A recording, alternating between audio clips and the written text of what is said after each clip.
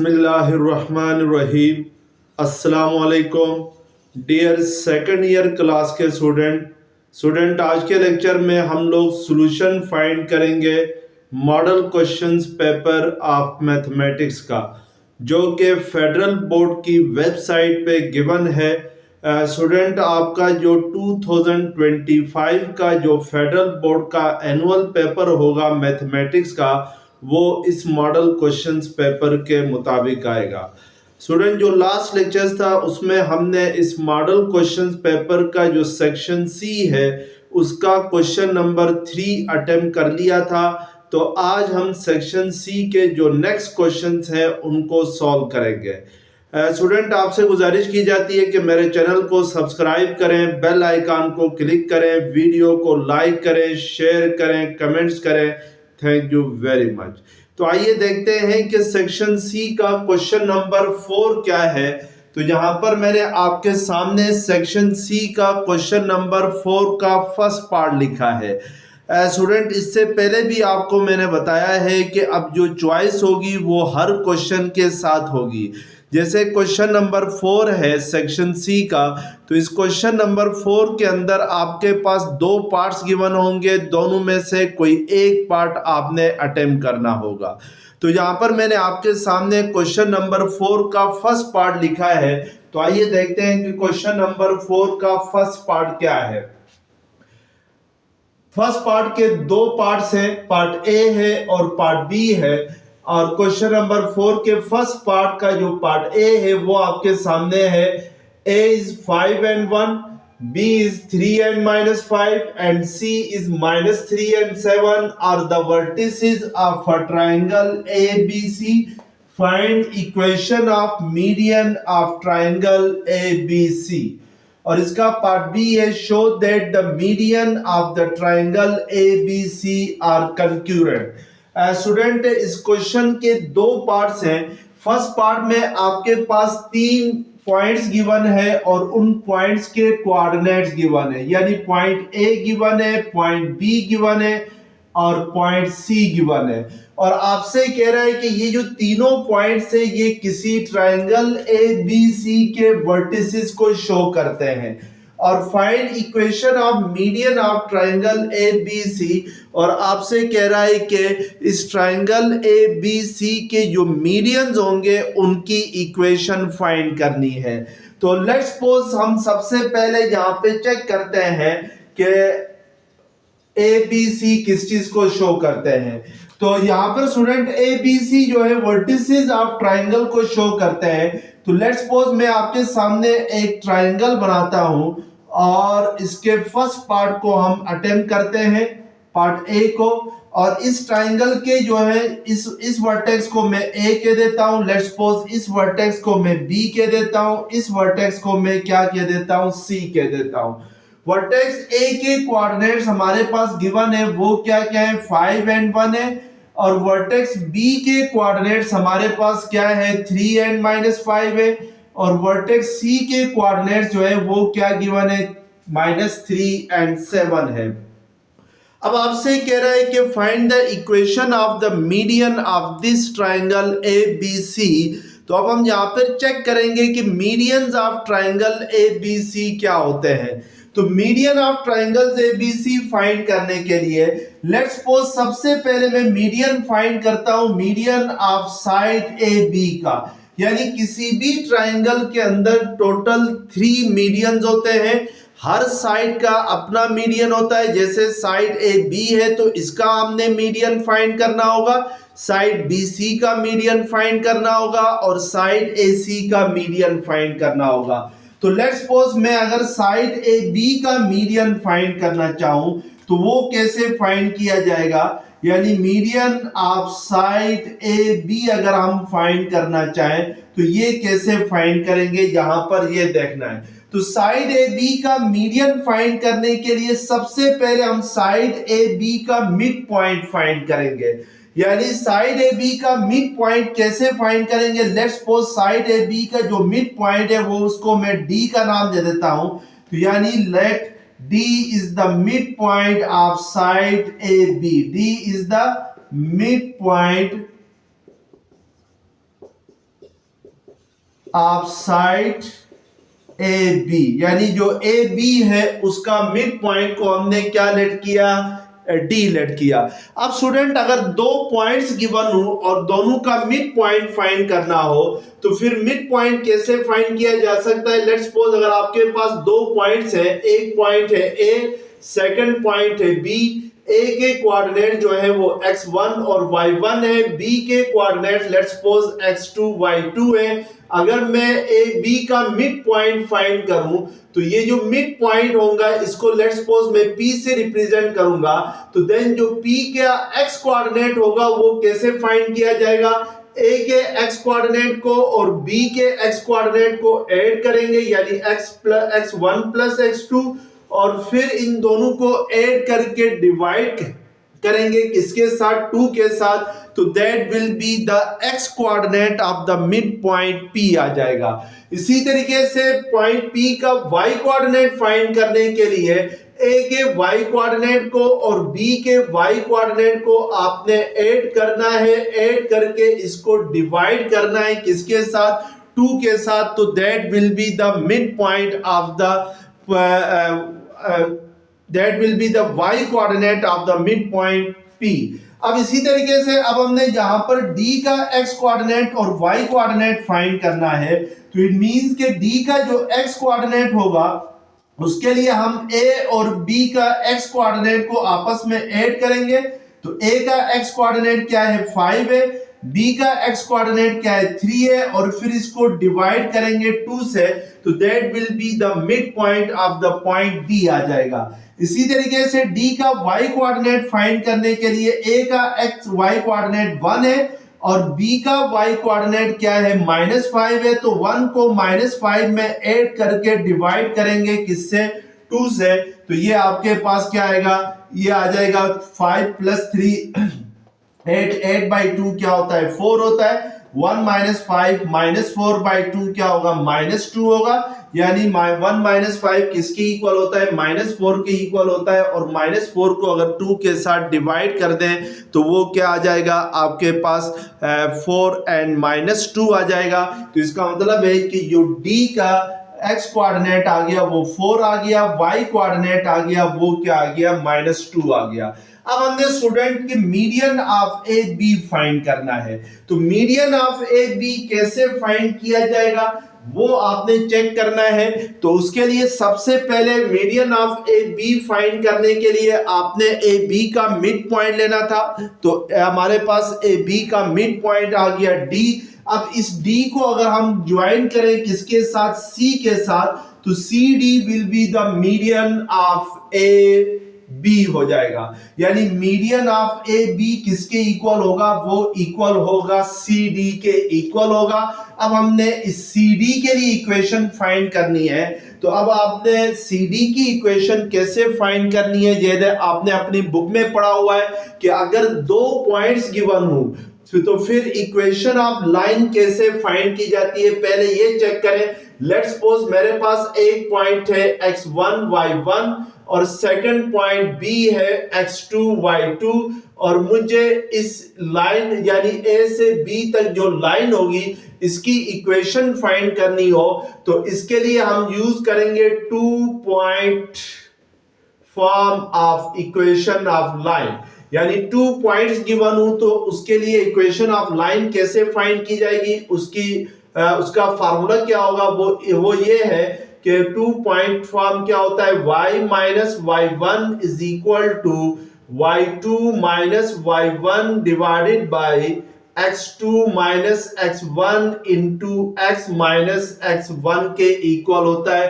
That is the formula to find the equation of line when 2 points are given, यानी जब 2 points given हो तो फिर equation of line find करने का ये फार्मूला होता है। तो अब हमने सी डी फाइंड करना है, equation for C D find करना है, equation of line C D क्या होगी, What is CD? CD is the median of side AB आ जाएगा। तो उसके लिए देखें कि C के कोऑर्डिनेट्स क्या क्या है, -3 एंड 7 है, D के कोऑर्डिनेट्स क्या क्या है, 4 एंड -2 है। तो लेट्स सपोज जो C के कोऑर्डिनेट्स है इनको मैं x1 और y1 कंसीडर करता हूं, और जो D के कोऑर्डिनेट्स है इनको मैं x2 और y2 कंसीडर करता हूं। तो देन y माइनस y1 होगा। तो y1 आपके पास क्या है, C का y कोऑर्डिनेट दैट इज 7 है, और is equal to y2 minus y1 है। तो y2 किसके इक्वल है, -2 के इक्वल है। माइनस y1 होता है तो y1 क्या है, 7 है, divided by x2 minus x1 होता है। तो x2 is the x coordinate of D and x1 is the x coordinate of C। तो x coordinate of D क्या है, 4 है, और x coordinate of C क्या है यानी x1 क्या है, -3 है, इनटू x माइनस x1 होता है। तो x को एज इट इज रहने देंगे, और x1 आपके पास यहाँ पे क्या है, -3 है। तो इसको राइट करेंगे और इसको सिंप्लीफाई करेंगे। तो -2 -7 -9 होता है, ये 4 माइनस माइनस प्लस 4 प्लस 3 क्या होगा, 7 होगा, is equal two into x minus into minus plus होता है, x प्लस 3 होता है। तो 7 सेकंड साइड पे जाके y माइनस 7 के साथ मल्टीप्लाई होगा। तो -9x माइनस अंदर मल्टीप्लाई करेंगे x प्लस 3 के साथ। तो minus plus minus into plus minus होता है, 3 9 27। तो ये 7y minus 7 7 49 minus 9x minus 27 आएगा। तो इन सब को आप एक साइड पे लेके जाए, -9x इस साइड पे आके प्लस होगा, और plus 7y as it is आएगा, -49 प्लस 27 इक्वल टू 0। तो that is the equation of the median of side A B आ जाएगी।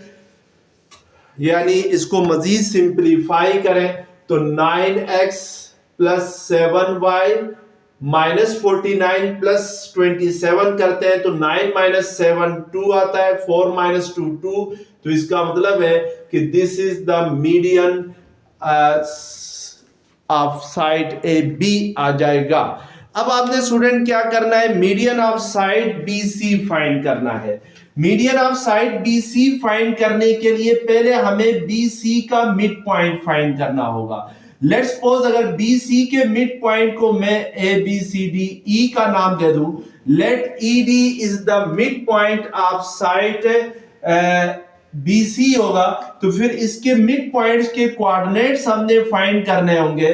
तो मिड पॉइंट का एक्स कोऑर्डिनेट फाइंड करने के लिए हम क्या करेंगे कि सी का एक्स कोऑर्डिनेट क्या है, -3 है, और बी का एक्स कोऑर्डिनेट क्या है, +3 है। तो -3 को +3 में ऐड करके डिवाइड करेंगे 2 के साथ। इसी तरीके से इसका y कोऑर्डिनेट को फाइंड करने के लिए e का, तो उसके लिए हम देखेंगे कि c का y कोऑर्डिनेट 7 है और b का y कोऑर्डिनेट -5 है। तो -5 को 7 में ऐड करके डिवाइड करेंगे किसके साथ, 2 के साथ। तो ये फर्स्ट जो होगा ये -3 + 3 किसके इक्वल होता है, 0 के इक्वल होता है, और 0/2 क्या होता है, ये 0 होता है। तो इट मींस के e का x कोऑर्डिनेट 0 होगा, और इन दोनों को ऐड करेंगे तो -5 + 7 क्या होता है, 2 2/2 क्या होगा, 1। तो इसका मतलब है कि e का y कोऑर्डिनेट क्या होगा, 1 के इक्वल होगा। अब हमने चूंकि median of side BC find करना है, तो उसके लिए हम क्या करेंगे कि ये जो साइड, ये जो पॉइंट E है, इसको ज्वाइन करेंगे किसके साथ, E के साथ, D के A के साथ। तो AE will be the median of side BC आ जाएगा। यानी आपके पास मीडियन ऑफ साइड BC किसके इक्वल होगा, median of side BC equal होगा AE के। अब हमने इस AE के लिए इक्वेशन फाइंड करनी है, यानी जो सेकंड मीडियन है इसके लिए इक्वेशन फाइंड करनी है। अब उसी के लिए दोबारा से हमने 2 पॉइंट स्लोप फॉर्म का यूज करना है। तो उसके लिए हम लेट्स सपोज ये जो E के कोऑर्डिनेट्स हैं इसको हम x2 y2 कह देते हैं, और जो A के कोऑर्डिनेट्स हैं यानी 5 और 1 इसको हम x1 और y1 कंसीडर करते हैं।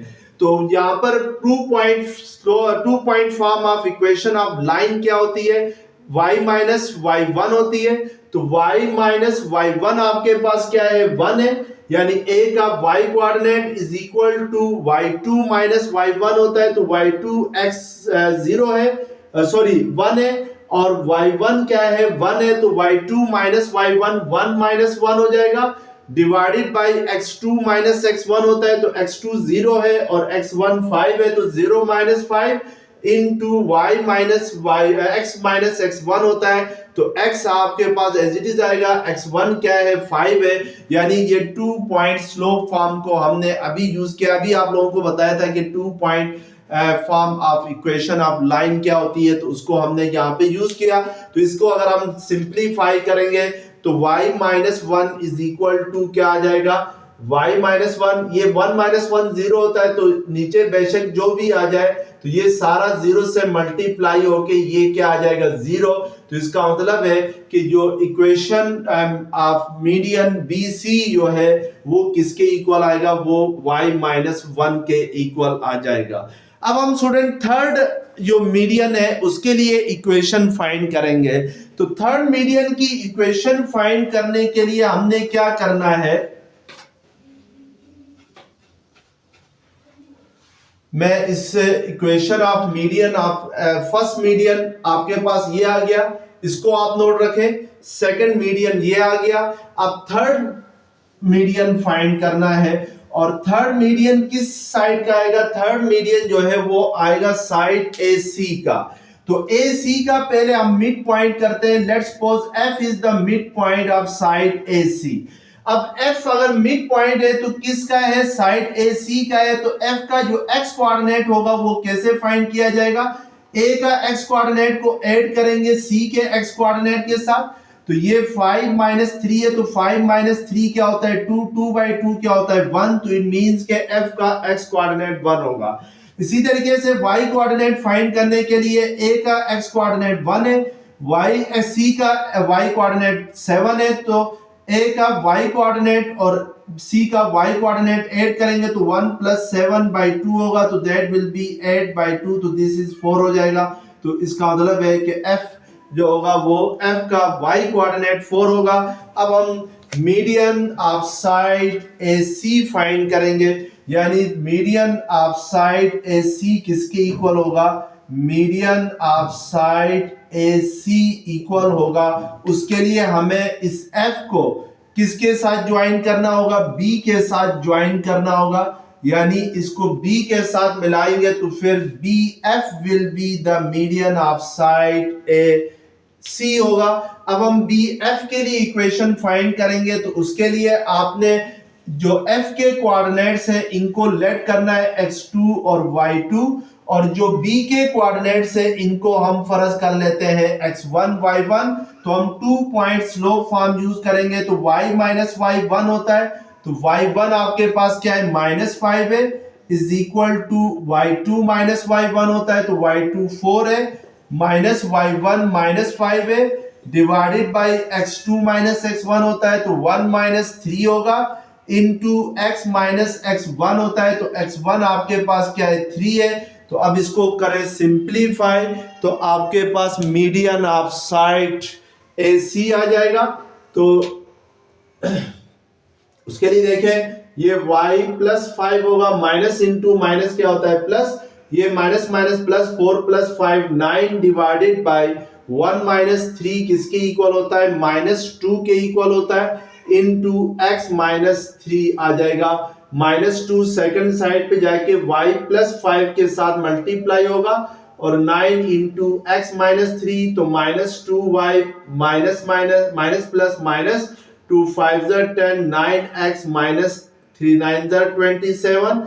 तो अब ये जो 9 है -2y है, इस साइड पे शिफ्ट होके क्या होगा, +2y होगा, और -10 इधर शिफ्ट होके +10 होगा, इधर क्या रह जाएगा, 0, तो ये 9x plus 2y minus 27 plus 10 करते हैं, तो 7 माइनस 0 7, 2 माइनस 1 1, तो दैट इज -17 इक्वल टू 0। तो इसका मतलब है कि हमारे पास जो पार्ट ए था इस क्वेश्चन का वो कंप्लीट हो गया। पार्ट ए क्या था कि आपने ये बताना था कि मीडियन ऑफ साइड्स क्या क्या होंगे। तो फर्स्ट मीडियन हमारे पास क्या आ गया, फर्स्ट मीडियन आ गया कि 9x plus 7y minus 22 is equal to 0। Second median हमारे पास क्या आ गया, y minus 1 is equal to 0। और जो थर्ड मीडियन है वो क्या आ गया, 9x plus 2y minus 17 equal to 0। तो this is the median of the triangle A B and C. अब इस क्वेश्चन का सेकंड पार्ट हम जरा देखते हैं। तो सेकंड पार्ट हमारे पास क्या है, सेकंड पार्ट में कह रहा है कि show that the median of the triangle A B C are concurrent. Student हमने ये शो करना है कि ये जो मीडियन ऑफ ट्राइंगल्स जो है ये क्या है, कंक्यूरेंट होने चाहिए। कंक्यूरेंट किससे कहते हैं कि two or more than two lines are said to be concurrent if they meet at a single point. यानी तीन या तीन से ज्यादा ऐसी लाइनें जो एक ही पॉइंट पर एक दूसरे को मिल रही हो तो वो कंक्यूरेंट लाइन कहलाती है। जैसे फिगर में आपको नजर आ रहा है कि A is the first median and C D is the second median and B F is the third median. ये तीनों मीडियन इस पॉइंट पे एक दूसरे को क्या कर रहे हैं, इंटरसेक्ट कर रहे हैं, यानी सिंगल पॉइंट पे एक दूसरे को इंटरसेक्ट कर रहे हैं। तो इट मींस कि दीज आर क्या होंगे, कंक्यूरेंट लाइंस होंगी। ये आपके पास क्या होगा, कंक्यूरेंट लाइंस होंगी। अब हमने यहाँ पे ये शो करना है कि ये जो कंक्यूरेंट मीडियन जो है ये कंक्यूरेंट है कि नहीं है। तो ये कैसे चेक किया जाएगा, पहले इस बात को जरा आपने देखना है कि जनरली हम किसी भी लाइंस को अगर आपने कंक्यूरेंसी शो करनी है तो कैसे करेंगे।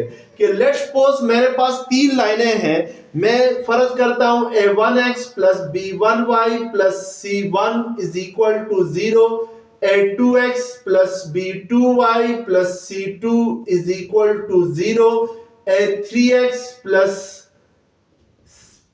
b3y plus c3 equal to 0।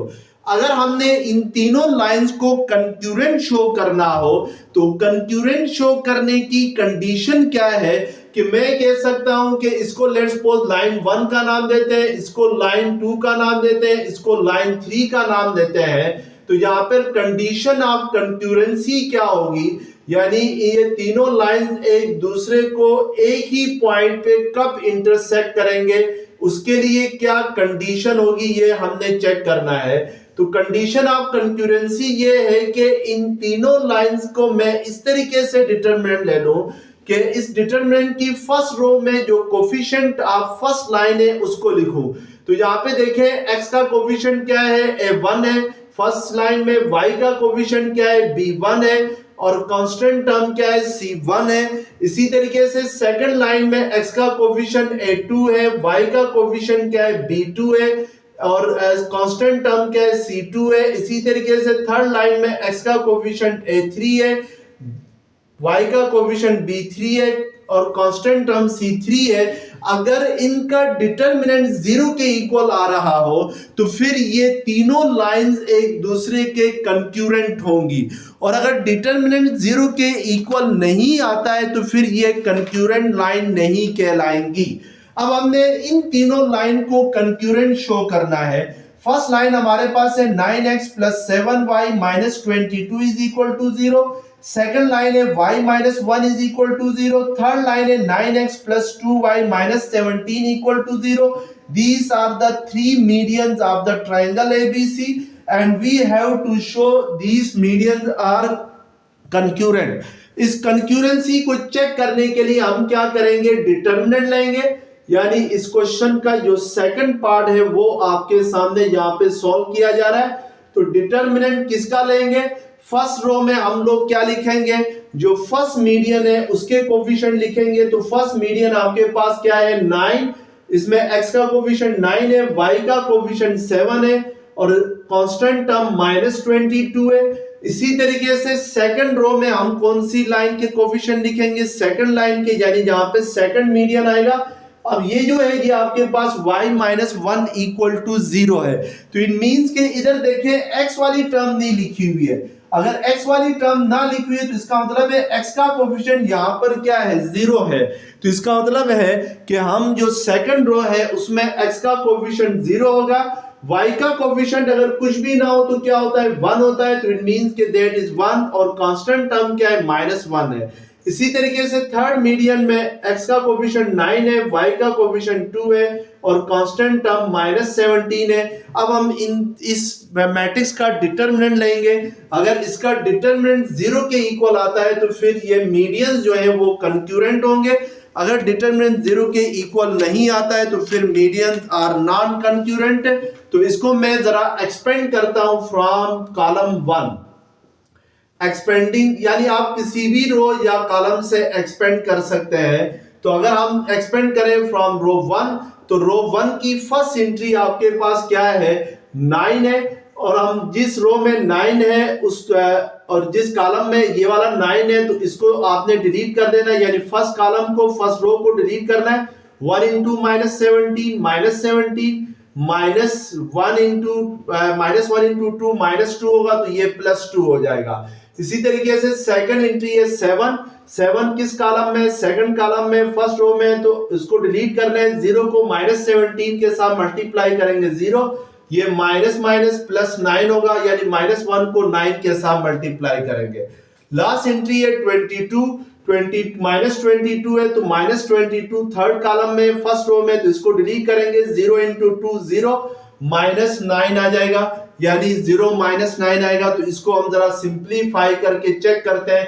तो -17 + 2 क्या होगा, -15 होगा। ये 0 + 9 क्या होता है, 9 होता है। ये माइनस माइनस प्लस 22 इंटू 9 करते हैं, 9 2 18, 1 कैरी गया, 9 2 18 + 1 19 आ जाएगा। अब हम जरा इसको मजीद सिंप्लीफाई करते हैं। तो 9 5 45, 4 कैरी गया, 9 1 9 + 4 13, तो -135, 7 9 63 + 1 98 आ जाएगा। तो -135 + 9 + 3 क्या होता है, सॉरी ये 8 है। 8 + 3 इज, यहां पे कहीं पे 9 2 18, 7 9 63 होता है। इसको 0 के इक्वल आना चाहिए। तो यहां पे चेक करते हैं स्टूडेंट। तो हमने ये गलती की है कि ये 7 के साथ यहां पे क्या होगा, माइनस का साइन होगा, क्योंकि जब आप रो 1 से एक्सपेंड करेंगे तो फर्स्ट 9 के साथ प्लस का साइन आता है, 7 के साथ माइनस का साइन आता है, अगली एंट्री के साथ प्लस का साइन आता है। तो चूंकि यहाँ पे 22 के साथ माइनस है तो इसलिए माइनस होगा। तो ये भी माइनस का साइन होगा, ये भी आपके पास क्या होगा, माइनस का साइन होगा।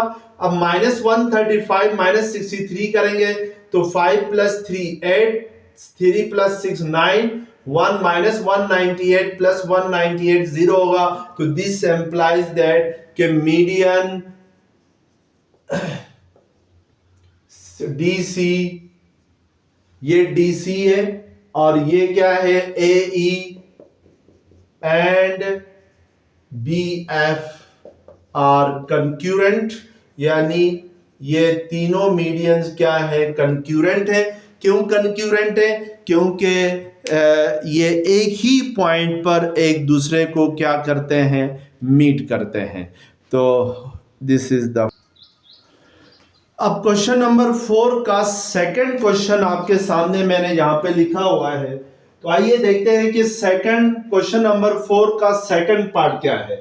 If A -1 and 1 and B are 2 and 4 are the end points of a chord AB of the circle x² + y² - 4x - 2y - 4 = 0, then show that the line from the center of the circle is perpendicular to the chord AB। Student यहां पर हमें एक chord given है AB। Let's suppose मैं आपके सामने एक circle बनाता हूं। लेट्स सपोज आपके पास ये एक सर्कल है AB, जिसका सेंटर, लेट्स सपोज इस सर्कल का सेंटर क्या है, O है। हम इस सर्कल के ऊपर 2 पॉइंट्स लेते हैं, एक पॉइंट को A का नाम देते हैं और दूसरे पॉइंट को क्या नाम दे देते हैं, B का नाम देते हैं। अब पॉइंट ए को अगर पॉइंट बी के साथ ज्वाइन करूं तो A B will be the chord of the circle होगी। यानी कार्ड क्या होती है? कार्ड वो लाइन होती है जो सर्कल के दो पॉइंट्स को आपस में ज्वाइन करे। तो इट मींस के यहाँ पर ए बी जो लाइन है वो सर्कल के दो पॉइंट्स को ज्वाइन कर रही है, तो इट मींस के A B is a chord है। अब हमने यहाँ पे ये शो करना है कि अगर मैं इस सर्कल के सेंटर में से, let's suppose O is the centre of the circle, इस सर्कल के सेंटर में से एक लाइन ड्रा करूं, सीधी लाइन ड्रा करूं ए बी के ऊपर, तो जो बी यानी जो परपेंडिकुलर होगा, यानी आपने ये शो करना है कि the line from the centre of the circle is perpendicular to the chord A B. यानी ये जो हमने सर्कल के सेंटर में से एक स्ट्रेट लाइन ड्रा की है, लेट्स सपोज उसको क्या नाम दिया है? ओ एम का नाम दिया है। O M is perpendicular on chord A B. यानी जो लाइन ओ एम है ये ए बी के ऊपर परपेंडिकुलर है या नहीं है, ये चेक करना है आपने इस क्वेश्चन के अंदर। And bisect chord A B भी है, sorry, and bisect chord A B है। यानी ये जो लाइन ओ एम है जो आपने कहां से ड्रा की है? From the centre of the circle to the chord A B के ऊपर, ये इस कार्ड ए बी के ऊपर परपेंडिकुलर भी है और इस कार्ड ए बी को बाइसेक्ट भी कर रही है। इट मींस के बाइसेक्ट का मतलब ये होता है कि कार्ड ए बी को दो इक्वल पार्ट्स में डिवाइड कर रही है। तो इसका मतलब है कि ये तब दो इक्वल पार्ट्स में डिवाइड होती है कि अगर एम जो है वो क्या हो? मिड पॉइंट हो ऑफ कार्ड ए बी। अब हम जरा पहले हमें अब इस चीज के लिए, इस चीज को साबित करने के लिए हमें यहाँ पे जो चीजें चाहिए वो पहले देखें। आपको सेंटर चाहिए सर्कल का, सेंटर के कोऑर्डिनेट्स क्या हैं और एम के कोऑर्डिनेट्स क्या हैं ये चाहिए। तो हम सबसे पहले जो सर्कल की इक्वेशन है उसको हम राइट करते हैं। तो जो गिवन सर्कल है वो क्या है? X square plus y square minus 4x minus 2y minus 4 equal to 0 है। This is the general equation of circle. और जो जनरल इक्वेशन ऑफ सर्कल होती है, यानी जो सर्कल की जो स्टैंडर्ड इक्वेशन होती है वो क्या होती है? X square plus y square plus 2gx plus 2fy plus c is equal to 0। तो this is the standard equation of the circle होती है। अब हम जो गिवन इक्वेशन ऑफ सर्कल है इसको कंपेयर करते हैं, कंपेयर इट विद दिस। अगर इसको कंपेयर करें स्टैंडर्ड फॉर्म ऑफ सर्कल के साथ, तो यहाँ पे देखें जो 2g है उसकी जगह यहाँ पे क्या है? -4 है, यानी x का कोफिशिएंट इधर 2g है, इधर -4 है। तो इट मींस के आपके पास जो 2g होगा वो किसके इक्वल होगा? वो -4 के इक्वल होगा। तो g किसके इक्वल आएगा? -2 के इक्वल आएगा। इसी तरीके से y के कोफिशिएंट को कंपेयर करें तो जो स्टैंडर्ड फॉर्म में y का कोफिशिएंट होता है वो क्या होता है? 2f, जबकि जो गिवन सर्कल है उसमें y का कोफिशिएंट क्या है? -2। तो इट मींस के f किसके इक्वल आएगा? -1 के इक्वल आएगा। अब स्टूडेंट ये याद रखें कि अगर किसी सर्कल की इक्वेशन है x square plus y square plus 2gx plus 2fy plus c equal to 0 है, तो this is the standard form of the equation of circle. अगर ये फॉर्म है तो फिर जो सेंटर ऑफ सर्कल होगा उसके कोऑर्डिनेट्स होंगे -g एंड -f होंगे। तो इसका मतलब है हमारे पास जहां पे जो सेंटर है इस सर्कल का जिसको हमने O लेट किया है, इसके कोऑर्डिनेट्स हमारे पास क्या होंगे? यानी सेंटर के कोऑर्डिनेट्स होंगे -g एंड -f होंगे। तो g की वैल्यू हमारे पास आ गई है -2। तो इसका मतलब है कि यहाँ पर ये माइनस एज इट इज आएगा, g की जगह -2 रखेंगे और f की वैल्यू हमारे पास आ गई है -1। तो ये हमने इस माइनस को एज इट इज रहने देना है। जो सेंटर वाला एफ के साथ जो नेगेटिव साइन है, एफ की जगह हमने -1 पुट करना है, तो इट मींस कि जो ओ होंगे उसके कोऑर्डिनेट्स क्या क्या होंगे, 2 एंड 1 होंगे। तो इसके कोऑर्डिनेट्स हमारे पास 2 एंड 1 है। अब चूंकि हमने यहाँ पर एम को मिड पॉइंट रखेंगे, तो तब ये जो ओ एम है ये ए बी को बाइसेक्ट करेगा। बाइसेक्ट का मतलब होता है टू इक्वल पार्ट्स में डिवाइड करना। तो ओ एम जो है वो ए बी को तभी टू इक्वल पार्ट्स में डिवाइड करता है जब M will be the mid point of A B होगा। अब ए के कोऑर्डिनेट्स आपके पास गिवन है। ए के कोऑर्डिनेट्स क्या क्या है? ए के कोऑर्डिनेट्स है -1 एंड +1 है, और बी के कोऑर्डिनेट्स क्या है आपके पास? बी के कोऑर्डिनेट्स है 2 एंड 4 है। तो then the coordinates of the mid point M are क्या क्या होंगे? यानी mid M is mid point of A B, mid point of where m is the midpoint of chord AB होगा। तो देन m का जो x कोऑर्डिनेट होगा वो उसके लिए हम क्या करेंगे? a के x कोऑर्डिनेट को और b के x कोऑर्डिनेट को ऐड करेंगे और फिर डिवाइड करेंगे 2 के साथ। फिर और इसका y कोऑर्डिनेट फाइंड करने के लिए m का, तो a के y कोऑर्डिनेट और b के y कोऑर्डिनेट को ऐड करेंगे और इसको डिवाइड करेंगे 2 के साथ। तो ये आपके पास 1/2 आएगा, -1 + 1 + 2 1/2, 1 + 4 5/2। These are the coordinates of the point M. अब हमने स्टूडेंट एक्चुअली क्या हमने यहाँ पे प्रूव करना है?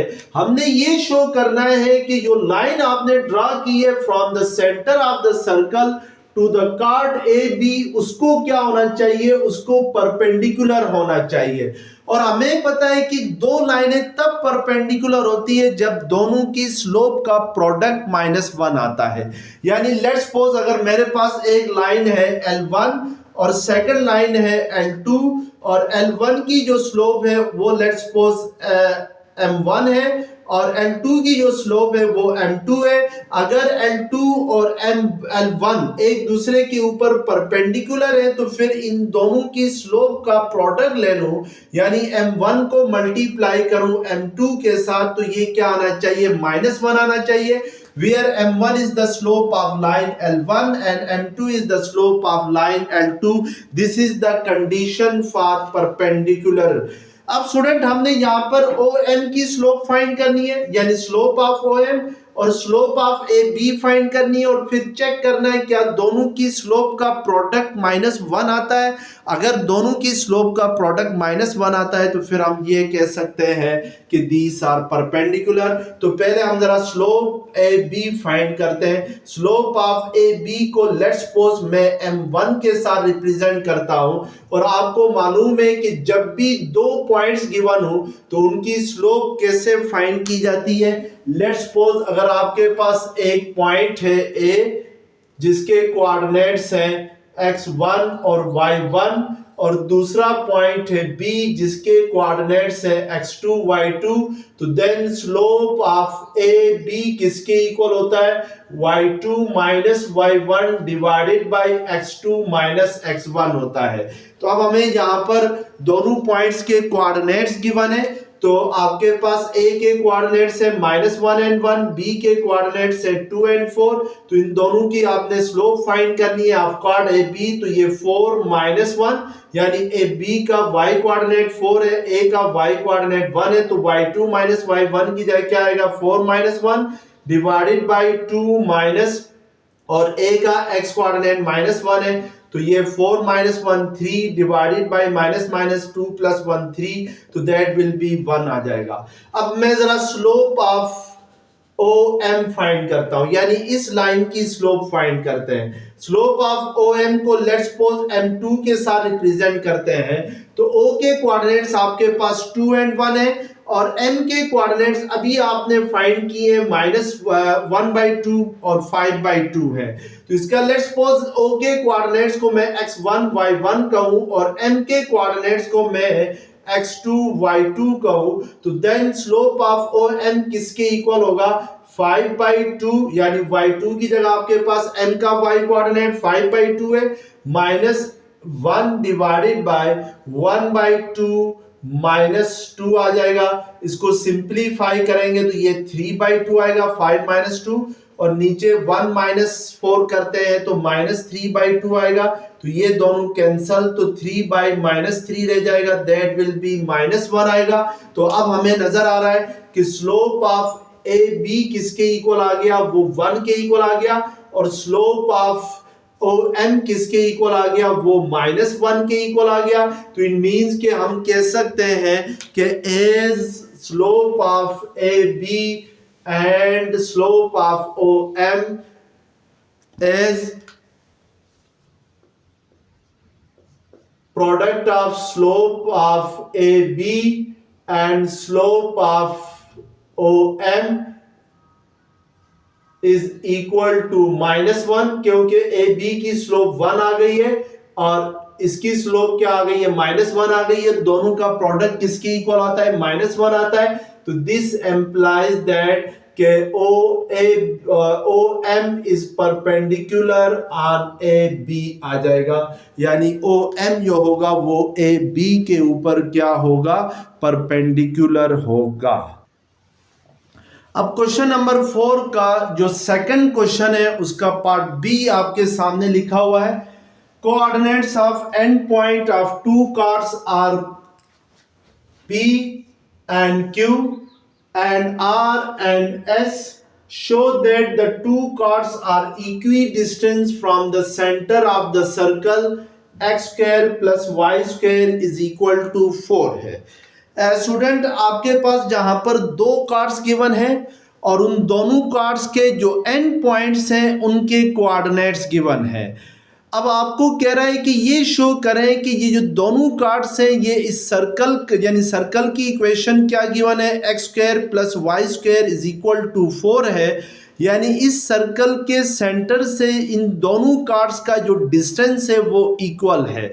लेट्स सपोज मैं आपको फिगर के जरिए समझा देता हूं कि मेरे पास ये एक सर्कल है लेट्स सपोज, और इस सर्कल की इक्वेशन क्या है, x square plus y square is equal to 4 है। इस सर्कल का लेट्स सपोज ये सेंटर है O, मैं एक कार्ड लेता हूं पी क्यू, इस पॉइंट पे लेता हूं let's suppose P Q is a card, यानी पी क्यू कार्ड वो लाइन होती है जो सर्कल के दो पॉइंट्स को आपस में ज्वाइन करे। तो let's suppose this is the card P Q है, और सेकंड कार्ड क्या है, आर एस है, और आर एस को हम यहां पे लेट्स सपोज लेते हैं आर एंड एस, ये सेकंड कार्ड है। अब हमने ये शो करना है कि इन दोनों कार्ड्स का यानी पी क्यू और आर एस का जो डिस्टेंस है from the centre of the circle that is equal. अब जब स्टूडेंट, क्योंकि ये बात याद रखें कि पी क्यू के ऊपर बहुत सारे पॉइंट्स हैं, मैं लेट्स सपोज ये पॉइंट ले लूं, इसका डिस्टेंस ओ से ले लूं, और इधर ये पॉइंट ले लूं, इसका डिस्टेंस ओ से ले लूं, तो मुझे नहीं पता चलेगा कि कौन सा डिस्टेंस फ्रॉम द सेंटर होगा। अब अगर ये जान रखें कि मैं अगर पी क्यू का डिस्टेंस फ्रॉम सेंटर से लेता हूं तो वो हमेशा पी क्यू का जो मिड पॉइंट होगा उसका डिस्टेंस सेंटर से लिया जाएगा, तो that will be the distance of chord P Q from centre O, यानी हम उस डिस्टेंस को कंसीडर करेंगे, पी क्यू के उस डिस्टेंस को सेंटर से कंसीडर करेंगे जो पी क्यू का मिड पॉइंट का डिस्टेंस हो फ्रॉम सेंटर ओ। इसी तरीके से आर एस का हम मिड पॉइंट लेंगे और आर एस का मिड पॉइंट लेके हम ओ से इसका डिस्टेंस फाइंड करेंगे, यानी सेंटर ओ है आपके पास। अब लेट्स सपोज जो पी क्यू है इसके मिड पॉइंट को हम लोग नाम दे देते हैं M1 का, और आर एस के मिड पॉइंट को हम नाम दे देते हैं M2 का। अब हमने यहां पर यह साबित करना है कि OM1 यानी OM1 किसके इक्वल होना चाहिए, OM2 के इक्वल होना चाहिए। तो these are the distance of the chord PQ and RS from center O। तो पहले हम OM1 फाइंड करते हैं, तो OM1 फाइंड करने के लिए आपके पास M1 के कोऑर्डिनेट्स आने चाहिए। तो इसके लिए देखिए P के कोऑर्डिनेट्स गिवन है, P के कोऑर्डिनेट्स क्या क्या है, 0 and 2 है, तो ये मैं यहां पे लिख लेता हूं। Q के कोऑर्डिनेट्स क्या क्या है, -2 and 0 है, तो फिर M1 का x कोऑर्डिनेट क्या होगा, इसके लिए इस 0 को -2 में ऐड करना होगा, तो 0 प्लस -2 को फिर डिवाइड करना है 2 के साथ, तो -1 आएगा। ये 2 है, ये 0 है, तो 2 प्लस 0 2, 2 डिवाइडेड बाई 2 1 होता है। इसी तरीके से हमने M2 के कोऑर्डिनेट्स को फाइंड करना है, तो R के कोऑर्डिनेट्स हमारे पास गिवन है 0 एंड -2 है, ये R के कोऑर्डिनेट्स है, और S के कोऑर्डिनेट्स है 2 एंड 0 है। तो फिर M2 का अगर M2 मिड पॉइंट है तो फिर M2 के जो कोऑर्डिनेट्स होंगे वो क्या होंगे, 2 प्लस 0 1, और -2 प्लस 0 -2 होता है, -2 डिवाइडेड बाय -1। तो हम यहाँ पे लेट करते हैं, let M1 is the mid point of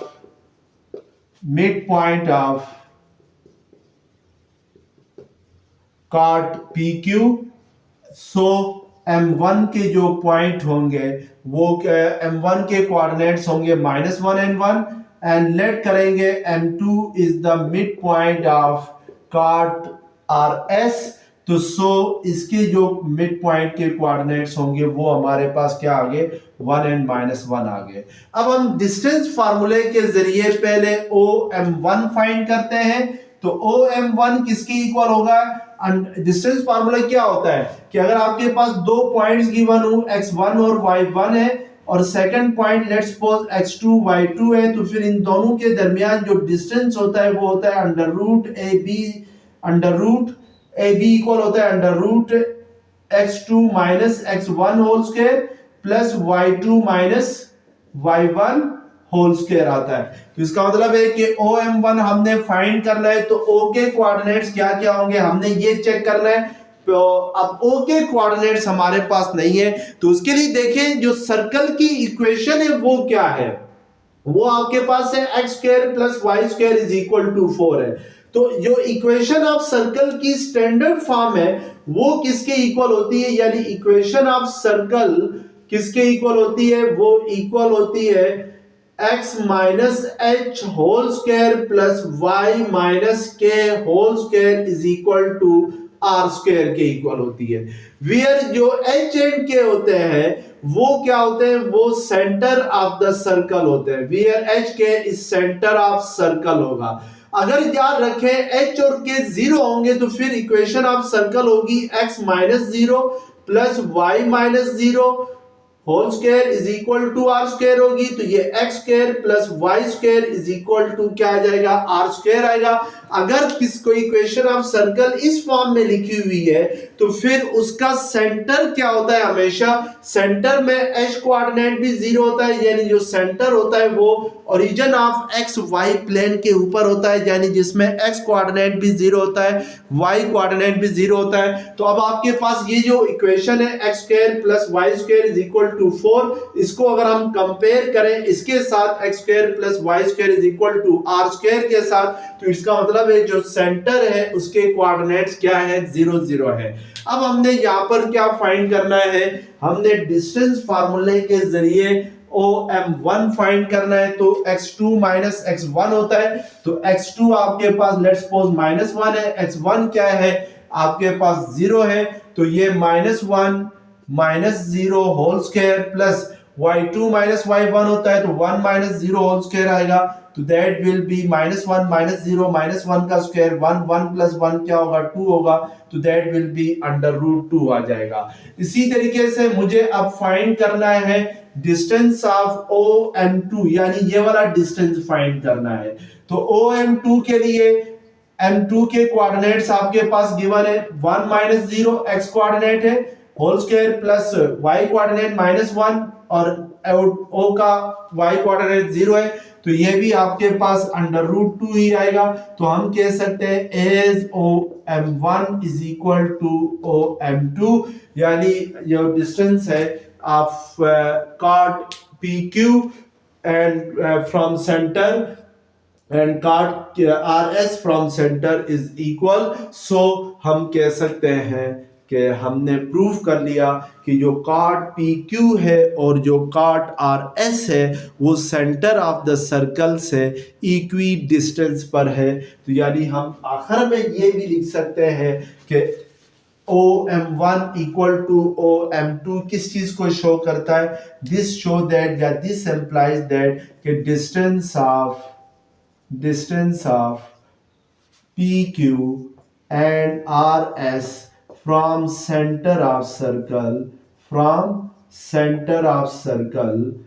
is equal, यानी वो क्या है आपके पास इक्वल, यानी पी क्यू और आर एस जो है वो इक्वी डिस्टेंट है from the centre of the circle. तो नेक्स्ट टाइम हम इंशाल्लाह इसका जो नेक्स्ट क्वेश्चन है उसको अटेम्प्ट करेंगे। तब तक के लिए अल्लाह हाफिज़।